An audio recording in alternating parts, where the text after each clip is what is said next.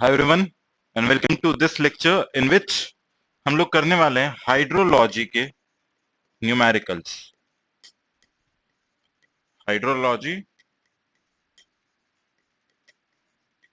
Numericals, okay.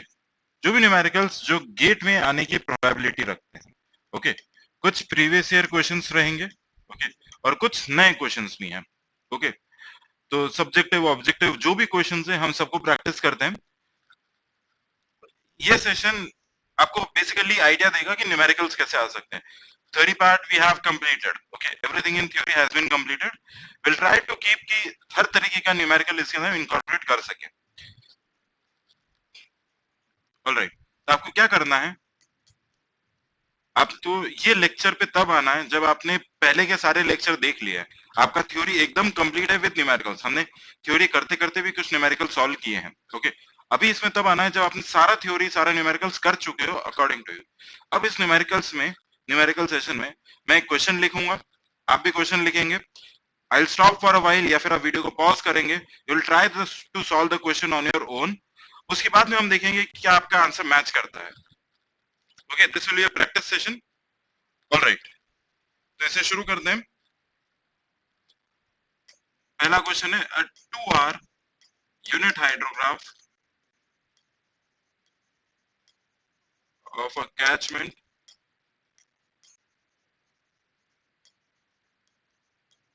is shown below. Find the catchment area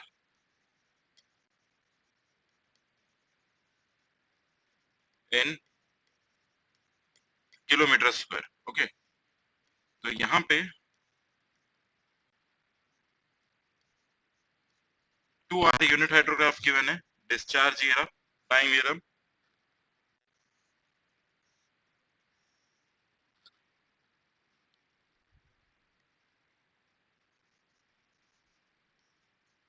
28, ये hours में है, time as usual hours में, discharge is in metre cube per second, ये है 4,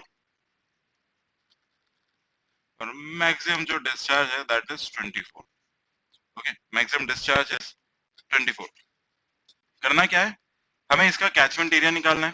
तो यूनिट हाइड्रोग्राफ के लिए मैंने आपको क्या बताया था, n equal to 0.36 into area under hydrograph divided by area of catchment. n कितना है, 1 centimetre, 0.36 into area under catchment कितना आएगा, ट्रेपेजियम है, ट्रेपेजियम का एरिया क्या, sum of parallel sides, sum of parallel sides into distance by 2, 24 by 2, distance by 2, sum of parallel sides 4 plus 28 into distance by 2, 24 by 2. So this will give,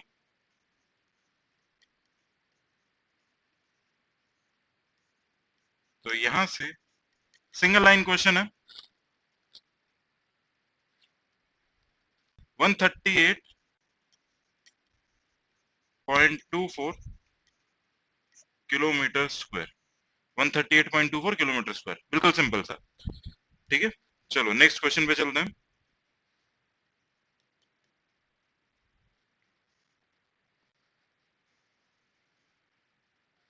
The parameters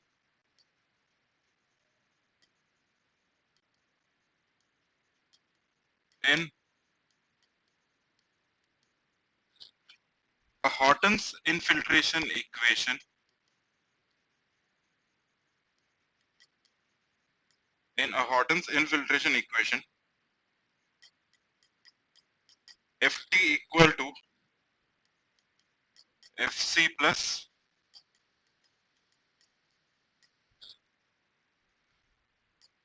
minus Kt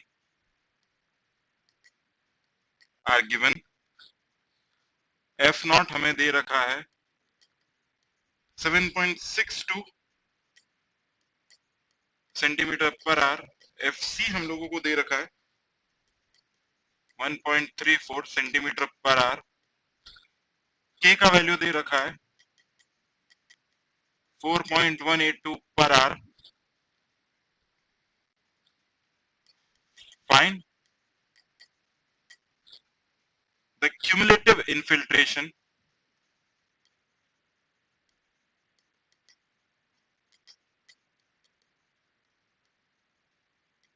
find the cumulative infiltration at the end of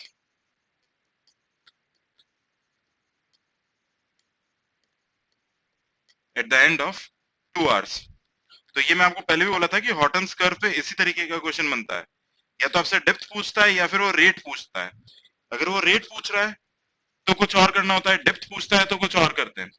अगर depth पूछ रहा है यहाँ पे तो आपको क्या करना है, इंटीग्रेशन करना है, सिंपल सा। क्या करेंगे, देखो हॉटन्स कर्व मैं यहाँ पे बना देता हूं, इस तरीके का कुछ है। Initial is 7.62, finally it is 1.34। हमें क्या करना है, फाइंड द क्यूमुलेटिव इनफिल्ट्रेशन, ये इनफिल्ट्रेशन है at the end of two hours, यानी 2 घंटे पे। यहाँ पे मान लेते हैं कि ये कुछ 2 आवर्स है। क्यूमुलेटिव इनफिल्ट्रेशन यानी ये जो कर्व है हमारे पास में, दिस कर्व एफ टी, इसका मुझे इंटीग्रेशन करना है from 0 to 2, F T from 0 to 2। Okay, ये मुझे सॉल्व करना है। तो एफ टी में एफ सी कितना आएगा, पहले एफ टी का एक्सप्रेशन लिख लेते हैं। F C is 1.34 plus 7.62 minus e to the power minus kt, so this will give plus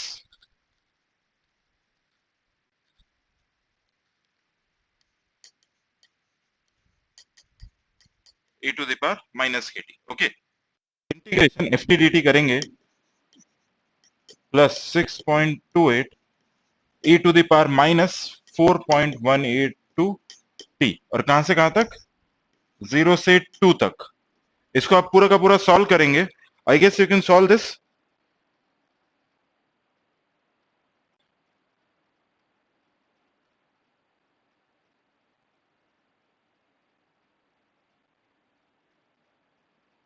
तो आपका आंसर आएगा somewhere around 4.18 centimetre.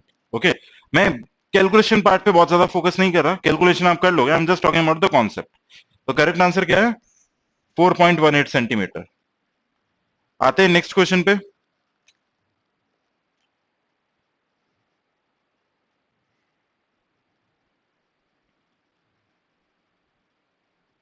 Okay, the rainfall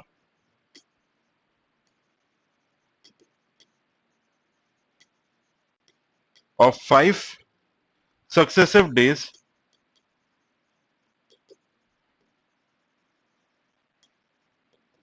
in a catchment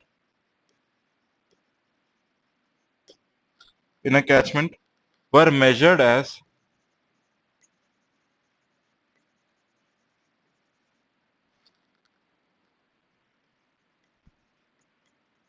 3, 8, 12, 6 and 2 centimeters.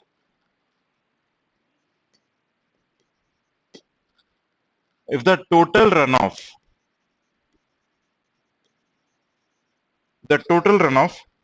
at the outlet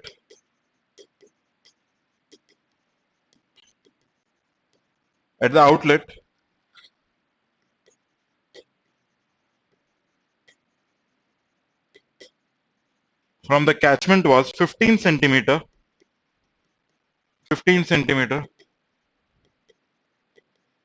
find the phi index। हमें क्या निकालना है, phi index in mm per hour। phi index आपको निकालना है in mm per hour। Okay, चलो ये वाला क्वेश्चन है, गेट का क्वेश्चन है। देखो, the rainfall of 5 successive days in a catchment were measured as 3, 8, 12, 6 and 2 centimeters। तो पे ग्राफ बना लेते हैं।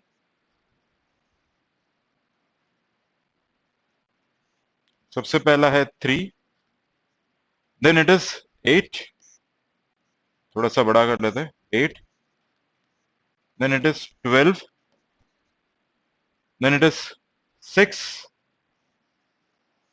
यहाँ पे, and then finally it is 2। Okay, 2 हमें इसमें बताना है। यहाँ पे नंबर दे देते हैं 1, 2, 3, 4 एंड 5 सक्सेसिव डेज। हमें क्या बताना है इसमें, फाई इंडेक्स बताना है। अब फाइव इंडेक्स निकालने के लिए पहले क्या चाहिएगा, डब्ल्यू इंडेक्स चाहिएगा। इन सबको ऐड करके क्या हम लोग टोटल रेनफॉल निकाल सकते हैं? This will B 3 + 8 12 + 6 + 2. So this is roughly, I guess, 20, 26, 29, 31. 31 centimeter. Okay. Total rainfall is 31 centimeter. Let's now calculate what is the W index. This is total rainfall minus total runoff divided by 5. 5 days. अभी इसको क्या करते हैं, days में ही रखते हैं, बाद में कन्वर्ट कर देंगे. That is 3.2 centimetre per day. 3.2 कहां पे आएगा? क्या यहां पे कुछ आएगा? ये हमारा W इंडेक्स हो गया, 3 से थोड़ा सा ऊपर. अब मुझे क्या निकालना है? फाई इंडेक्स निकालना है. फाई इंडेक्स में क्या करता हूं, इससे थोड़ा सा ऊपर ले लेता हूं. This is my phi index. अब फाई इंडेक्स निकाल रहे हैं तो हम लोगों को कौन कौन से एरियाज कंसिडर होंगे जहां से रन ऑफ जनरेट हो रहा है? इसमें से और इसमें से रन ऑफ जनरेट नहीं हो रहा है. सिंपल सा, फाई इंडेक्स कितना आएगा? माइनस क्या कर देंगे, 3 और 2, और टाइम भी कितना हो जाएगा, 5 - 2. करेक्ट. तो दिस विल बी 3.66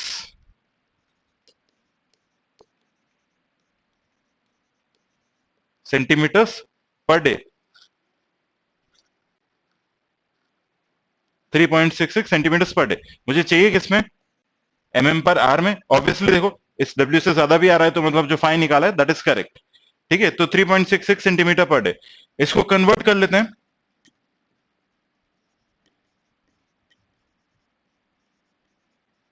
इसको ऐसा लिख सकते हैं, 1 centimetre equal to 10 mm divided by 1 day is 24 hours.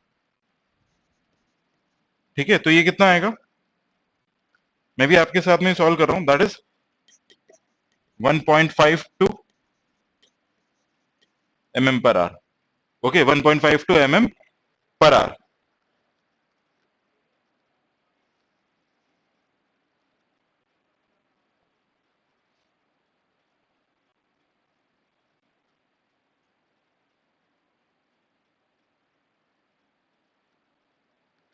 Okay, अब आते हैं नेक्स्ट क्वेश्चन पे. नेक्स्ट क्वेश्चन लिखना है,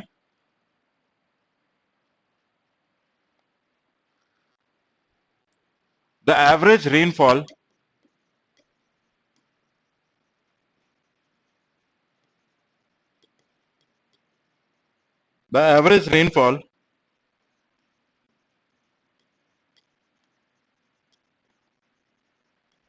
for a 3-hour duration storm is 2.7 centimeters and phi index हमें दे रखा है 0.3 centimetres per our.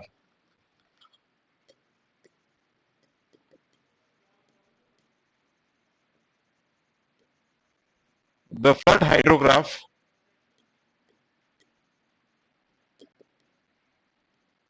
has a base flow of 20 meter cube per second and produces a peak flow of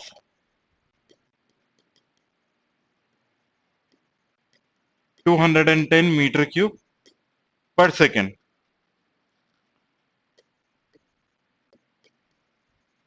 The peak of the 3-hour unit hydrograph is. The peak of the 3-hour unit hydrograph is. Try करो इसको, अच्छा question है.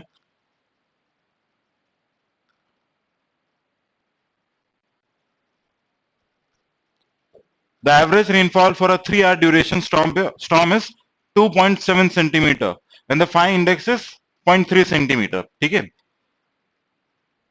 The flood hydrograph has a base flow of 20 meter cube per second.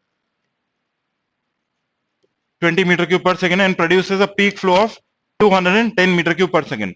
यानी कि flood hydrograph का जो peak flood है that is 210 metre cube per second, okay. और बेस फ्लो हमें कितना दे रखा है, base flow is 20 metre cube per second. आपको इसमें क्या बताना है, what is the peak of 3R unit hydrograph. सबसे पहले डीआरएच बनाते हैं। डीआरएच कैसे बनेगा, flood hydrograph minus base flow, कितना आएगा 210 minus 20 that is 190 metre cube per second. Direct run of hydrograph कौन सा, 3R। 3R कितना डेप्थ ऑफ रेनफॉल है, 2.7 सेंटीमीटर टोटल रेनफॉल है। इनफिल्ट्रेशन पर आर 0.3 हो रहा है, तो 3 घंटे में कितना इनफिल्ट्रेशन हो जाएगा, 0.9 centimetre. 0.9 centimetre 2.7 minus 0.9, 1.8 centimetre direct run of hydrograph, okay. 1.8 centimetre direct run of hydrograph. अब क्या करना है, हमें निकालना है यूनिट हाइड्रोग्राफ का पीक डिस्चार्ज। क्या करेंगे, ऑर्डिनेट को 1.8 से डिवाइड कर देंगे, तो peak of 3R unit hydrograph is 190 upon 1.8.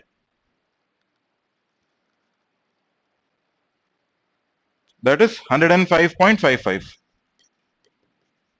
क्या ये चीज समझ में आई है, कितना आसान है, it's not that tough.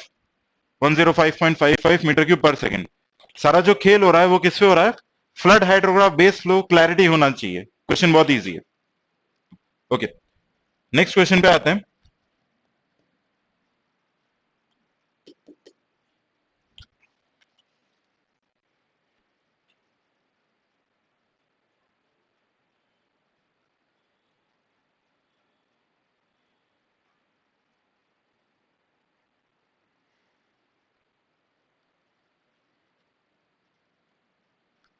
Question है,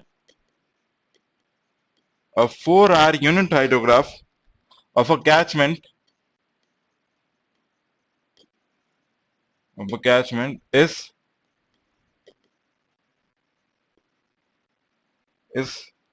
triangular in shape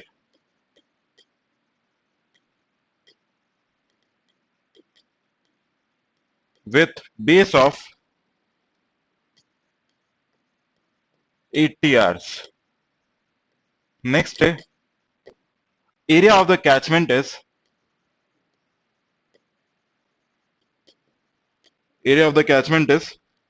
720 kilometer square. Base flow is 30 meter cube per second, and the phi index is 1 mm per hour.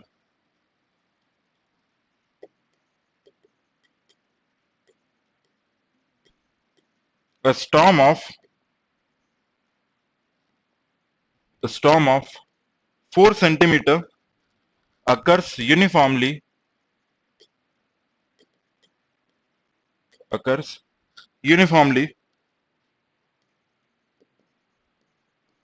in 4 hours over the catchment. आपको निकालना है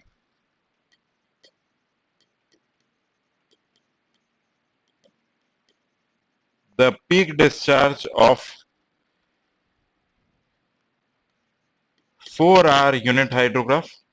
फर्स्ट पार्ट है, second part है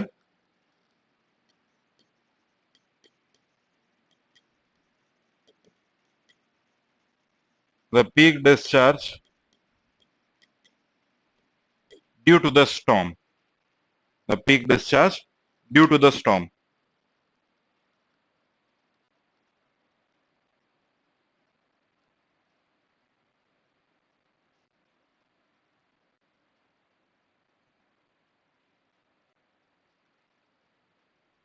okay देखो,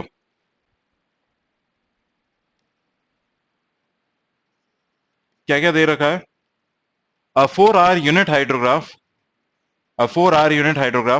of a catchment is triangular in shape. With a base of 80 Rs. आपको दे क्या रखा है, 4R यूनिट हाइड्रोग्राफ है, किस तरीके का है, ट्रायंगुलर है, बेस कितना दे रखा है 80 आवर्स। ओके, यहाँ पे डिस्चार्ज रहा होगा इन मीटर क्यूब पर सेकेंड। यहाँ पे बोल देते हैं कुछ क्यू वैल्यू रही होगी। Okay, area of the catchment is 720 kilometre square and this is 4 hour unit hydrograph, मतलब एन कितना है इसका 1 centimetre. Okay, a storm of 4 centimetre occurs uniformly in 4 hour over the catchment. पहला पार्ट निकालना है, the peak discharge of 4 hour unit hydrograph. तो क्या use करेंगे, n equal to 0.36 into area under the hydrograph upon total area of catchment. n कितना हो जाएगा 1.36 into what is area under this hydrograph, half into base into height divided by 720। तो यहां से हमारे पास टोटल डिस्चार्ज आ जाएगा and that will come out to be 50 metre cube per second. ये आप सॉल्व करोगे, ये आपको मिलेगा 50 मीटर क्यूब पर सेकेंड। तो यहां पे हम लोग लिख लेते हैं कितना आ रहा है 50 मीटर क्यूब पर सेकेंड। अब सेकेंड पार्ट क्या है, the peak discharge due to the storm, this is 4 hour unit hydrograph. Rainfall कितनी देर की हो रही है, 4 घंटे के लिए। तो हमारे पास 4 आवर यूनिट हाइड्रोग्राफ से हमें क्या चाहिए, 4 आवर फ्लड हाइड्रोग्राफ। बट इधर पहुंचने के लिए हमें क्या चाहिएगा, 4 hour 4 centimetre DRH plus base flow. तो ये कहां पे ले जाएगा हमें, 4 आवर फ्लड हाइड्रोग्राफ, इसके पीक डिस्चार्ज की तरफ। ठीक है, तो अब क्या करते हैं, बहुत सिंपल है, 4 आवर यूनिट हाइड्रोग्राफ से मुझे चाहिए peak discharge of 4 hour flood hydrograph. ये चीज पूछ रहा है, तो क्या करें, पहले हम लोग निकाल लेते हैं, सॉरी पहले हम लोग निकाल लेते हैं 4 आवर 4 सेंटीमीटर का पीक कितना है। इसका पीक कितना है, तो पीक कितना आएगा 50, और क्या डायरेक्टली 4 से मल्टीप्लाई कर दें, नहीं, अभी यहां पे क्या है 5 इंडेक्स भी है। टोटल रेनफॉल कितने डेप्थ की हो रही है, 4 सेंटीमीटर की डेप्थ हो रही है, 4 सेंटीमीटर की ओवरऑल रेनफॉल हो रही है। उसमें से कुछ इन्फिल्ट्रेशन भी हो जाएगा। कितना इन्फिल्ट्रेशन होगा, 1 घंटे में 1 mm, 1 आवर में 1 mm। तो 4 घंटे में कितना इन्फिल्ट्रेशन हो जाएगा, सिंपल सा 4 mm इन्फिल्ट्रेशन हो जाएगा। तो एन कितना आएगा हमारे पास में, 4 centimetre minus 0.4 centimetre, that is 3.6 centimetre. Okay, तो अगर मुझे 4 आवर 4 सेंटीमीटर डीआरएच का पीक फ्लड चाहिए, तो that is 50 into 3.6, this will be 180 plus, अब बेस फ्लो कितना है, बेस फ्लो इज 30, तो that gives me 210 metre cube per second. कितना है 210 मीटर क्यूब पर सेकेंड। तो करेक्ट आंसर कितना है इसका 210 metre cube per second. Okay, next question पे आते हैं।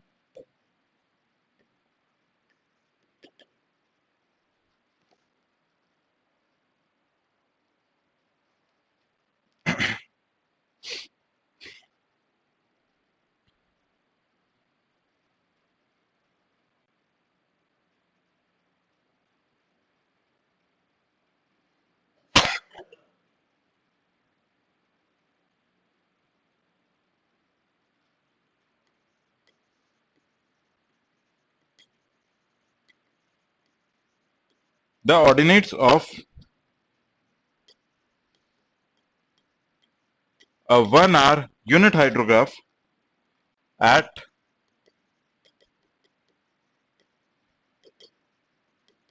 60-minute interval are 0, 3, 12, 8, 6, 3, 0 meter cube per second.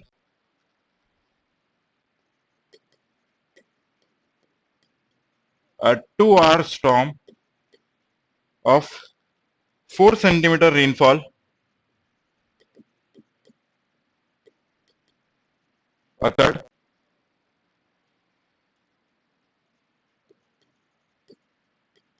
from 10 a.m. from 10 a.m. considering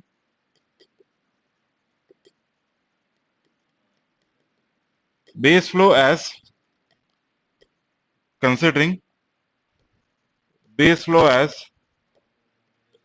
20 meter cube per second, the flow of the river in meter cube per second at 1 p.m. is at 1 p.m. is ये solve करना है.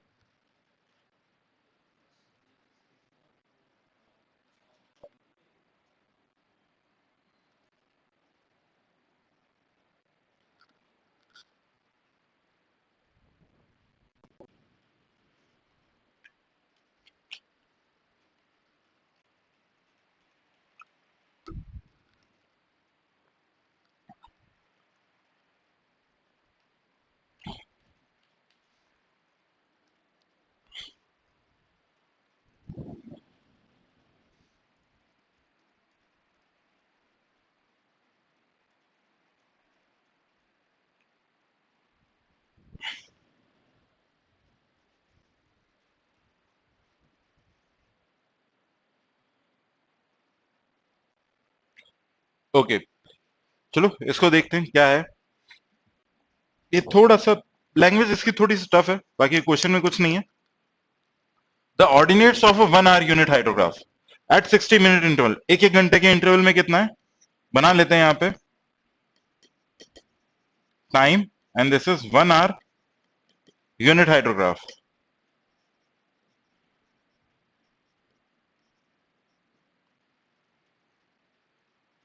Okay एक काम करते हैं, इसको 0 से लेते हैं.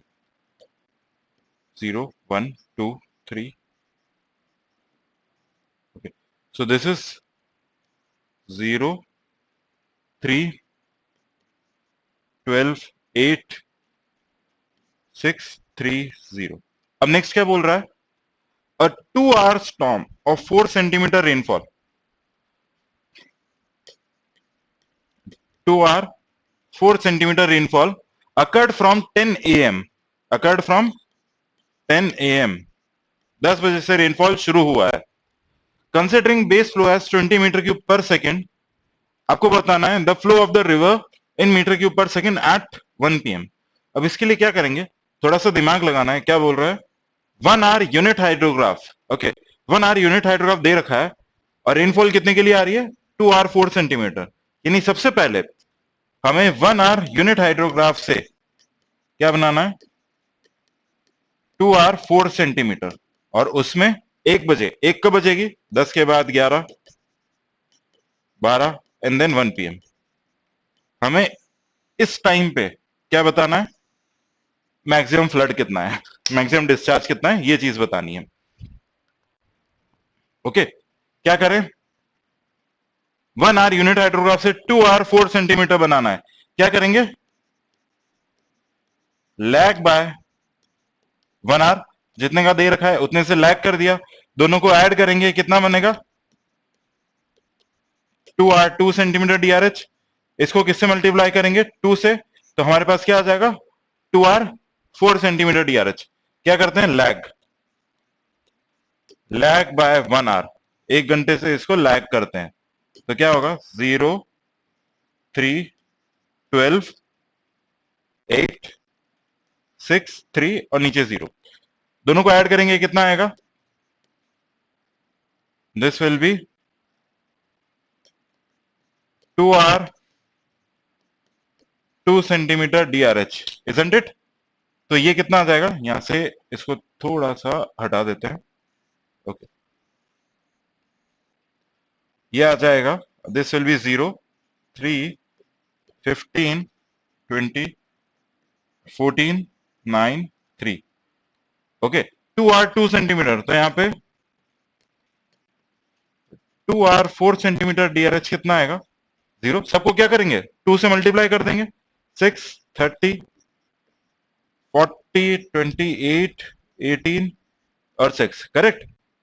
अब ये डिस्चार्ज जो पूछ रहा है, बट पीक कैसे आएगा? This DRH plus base flow flood hydrograph, तो कितना आ जाएगा? 60 मीटर क्यूब पर सेकेंड। तो करेक्ट आंसर क्या है? 60 metre cube per second.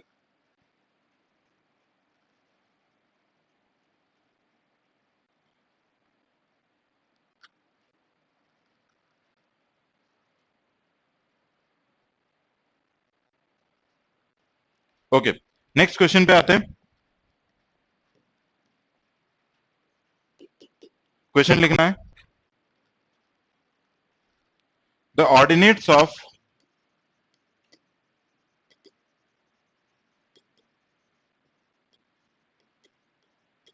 a 2R unit hydrograph for a catchment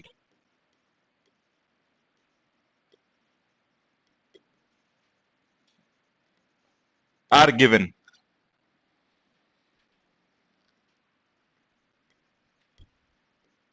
The ordinate of 4R unit hydrograph at time equal to 3R will be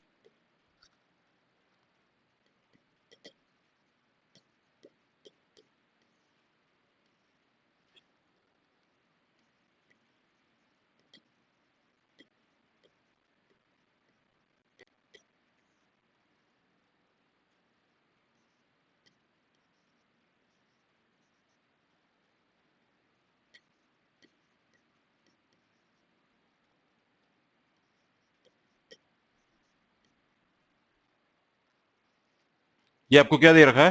the ordinates of 2R unit hydrograph, this is 2R unit hydrograph. हमें क्या चाहिए? 2R unit hydrograph से 4R unit hydrograph का ordinate at t equal to 3R। Okay, at t equal to 3R करेंगे क्या? Simple सा, 2R unit hydrograph से 4R unit hydrograph बनाना है। कैसे बनेगा?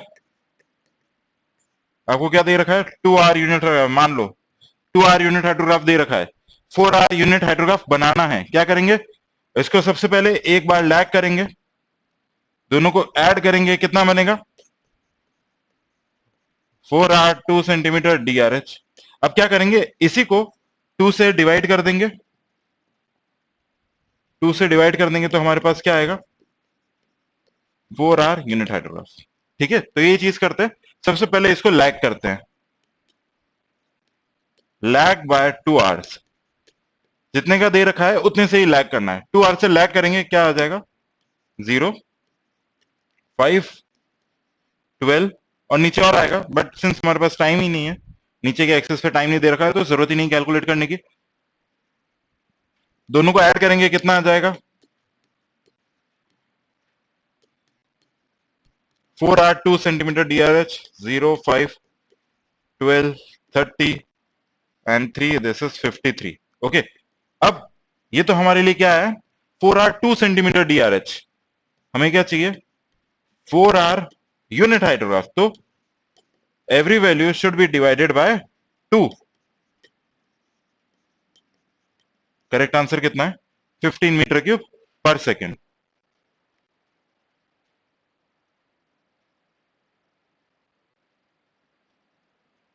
Correct answer is 50 metre cube, 15 metre cube per second.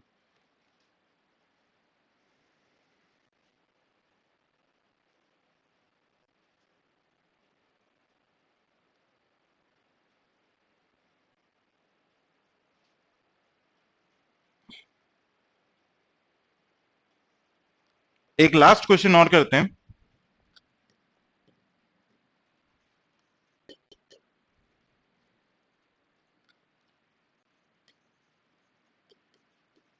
The 4R unit hydrograph of a catchment is given. Okay, what would be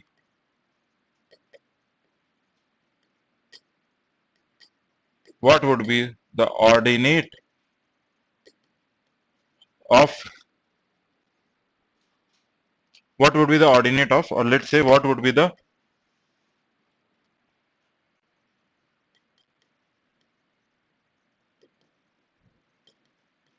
maximum ordinate of S curve in meter cube per second derived from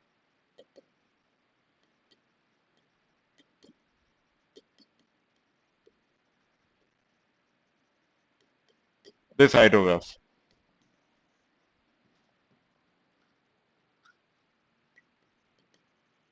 यहाँ पे coordinates लिख रहा हूं. Okay fine.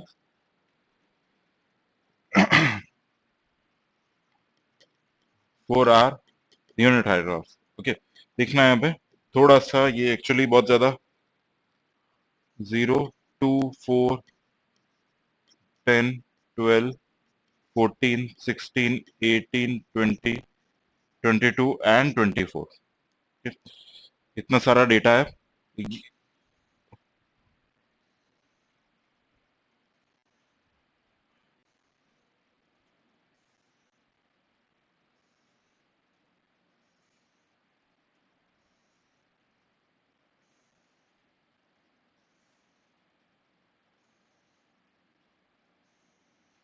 Okay और यहाँ पे लिख देते हैं डिस्चार्जेस के वैल्यू 0 0.6 3.1 10 13 9 5 2 0.7 0.3 0.2 0.1 एंड फाइनली 0. हमें क्या निकालना है? The maximum discharge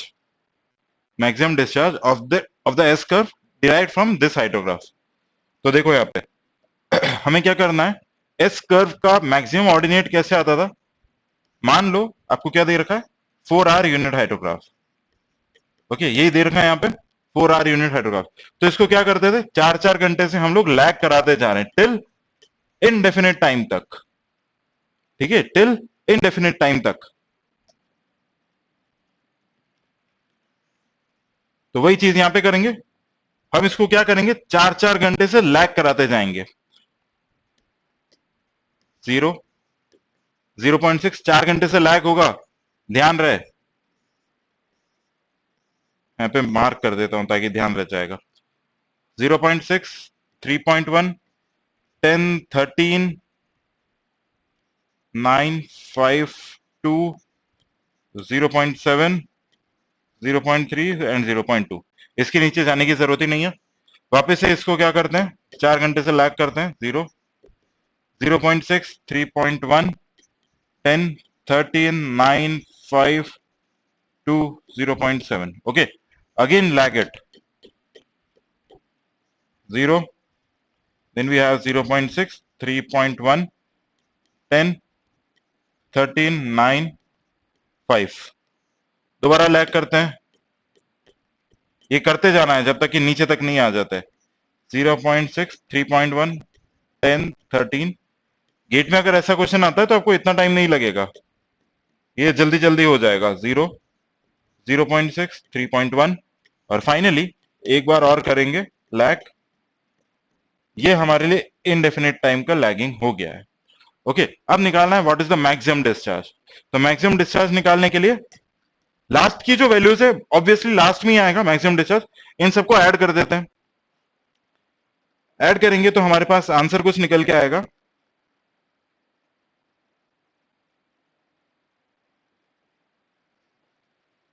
यहां सॉल्व करोगे आंसर कुछ निकल के आएगा 22 मीटर क्यूब पर सेकेंड. इसको करके देख लेते हैं.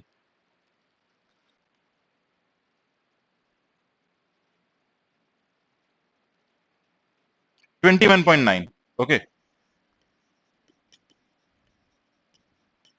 21.9 approximately 22 metre cube per second है. ठीक है, तो ये सारे क्वेश्चंस थे. बाकी आप और भी क्वेश्चन देखोगे तो हॉटन्स कर्व पे आपको शायद कुछ और क्वेश्चन मिल जाएंगे, बट बाकी मोस्टली मैं आपको करवा चुका हूं. हाइड्रोग्राफ के ये सारे क्वेश्चन है, एस कर्व के क्वेश्चन हो गए. अब आपके जो क्वेश्चन रिमेनिंग है जो आपको खुद को प्रैक्टिस करनी है, that is on flood routing, हालांकि चांसेस बहुत कम है कि आपको गेट में फ्लड राउटिंग पे क्वेश्चन आएगा, इतना लेंदी क्वेश्चन, वो क्वेश्चन आने के चांसेस बहुत कम है, बट स्टिल अगर आता है तो आप उसका प्रैक्टिस कर सकते हो। ओके, तो आई होप ये लेक्चर में हम लोगों ने जो भी न्यूमेरिकल्स किए हैं that will be very much beneficial for you.